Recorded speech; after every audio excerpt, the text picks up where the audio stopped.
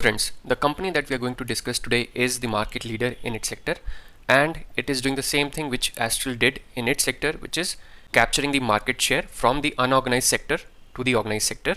Because in this sector there are still a lot of unorganized players, and this is what is happening in India for most of the areas, and this is what Asian Paint did for its sector. With the introduction of GST, it is becoming more and more difficult for the unorganized players to sustain in the market, because of which the market share is slowly and gradually coming to the organized players. So company name is Sheela Foam, also known as SFL, and you can see that it is leading player in India in the mattress and foam products, and this company has been in existence since 1971. So it's an old company as well, and it has various brands under its group. The first one is the very known brand, which is Sleepwell. Then they have Feather Foam and Lemiflex, and you can see that Sheela Foam is the market leader and the largest manufacturers of polyurethane foam in India. And you can see that the company's flagship brand, which is Sleepwell, has a market share of 20 to 25% in India, and it has a 40% market share in the Australian market. So it's not only a leader in India, it's also a market leader in Australia. And here you can see the geographical split. So 70% of its business comes from India, 16% from Australia, and remaining 14% from Europe.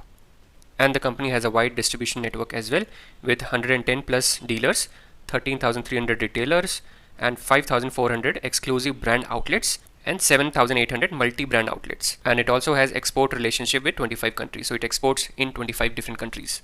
Now we come to the very important and interesting part, which should excite all the investors whenever they want to invest in a share, which is the capex. So you can see that the company is doing capex in India by using the technology from Australia and Spain. And it is also working on the distribution channel for rural India. And apart from that, it is also opening new 100% export-oriented greenfield unit in Nandigaon, Gujarat, and in Mandala near Jabalpur, Madhya Pradesh. And they intend to grow their production from 1,000 mattresses per day to 3,000 mattresses a day. So you can see here that they are increasing their capacity by 200%. And why will a company do a capex and increase its capacity? Because they expect that the demand is going to increase in the future, and for that they are preparing in advance and doing the capex, which ultimately will benefit the company. Once the capex cycle is over, then you will see this result in their revenue, in their profit, and ultimately in the share price as well.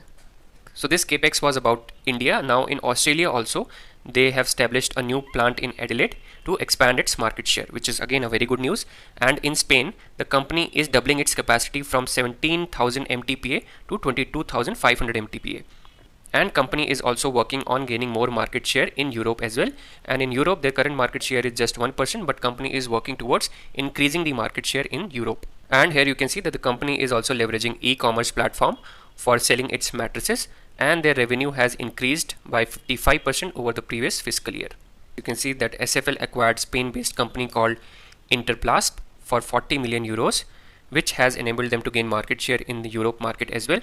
And company has one subsidiary also, which is Joyce Foam Pty Limited in Australia, which is the largest producer of foam in Australia.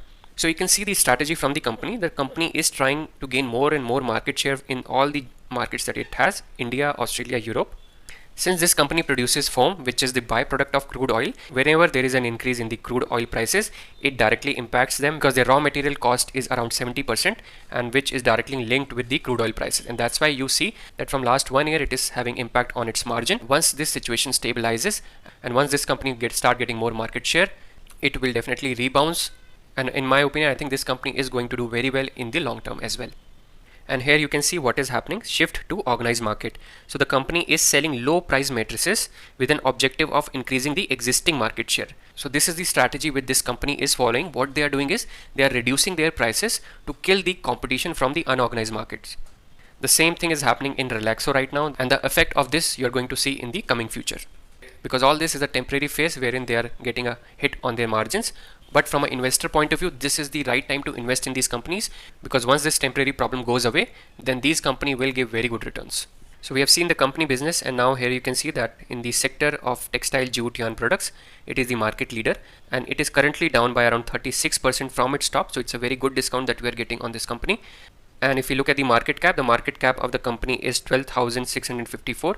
So this is still a small company which has a very good potential to grow even further. Now we are at the return profile of the company, and you can see that the sales of the company is increasing at good pace. Only in the last 12 trailing months you see it in single digits, but I think company is going to recover from it. And if I look at the profit growth also, it has been good barring the 12 trailing months, and we know the reason why.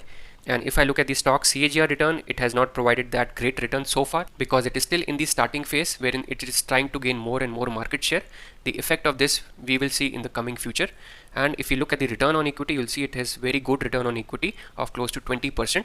Now we are at the shareholding pattern, and in the pattern you will see that promoter holds 72.95% shares of the company, which is a very positive thing from an investor point of view because it says that the promoter of the company have full faith in the company, and that's why they are holding the majority of the stake.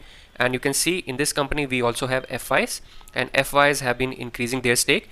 They are currently at 3.16, and DIIs are around 22.73%. So around 73% is with promoter. The remaining whatever is left, some portion is with FIIs, and the remaining has been captured by DIIs. And for public, you can see only 1.14% shares are available.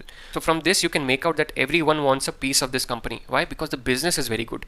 In the short term maybe it has not provided very good returns, but the future is very good for this company. The strategy is very good, the business is very good. If you can hold this company for 5 to 10 years, I think it is going to provide very good returns in future. So these were all my viewpoints. You can also do your own research, and if you like the company, you can think of investing in this company. So that's it in this video. If you like the video, then do hit the like and subscribe button, or if you have any suggestion, then please feel free to mention it in the comment box. Thank you.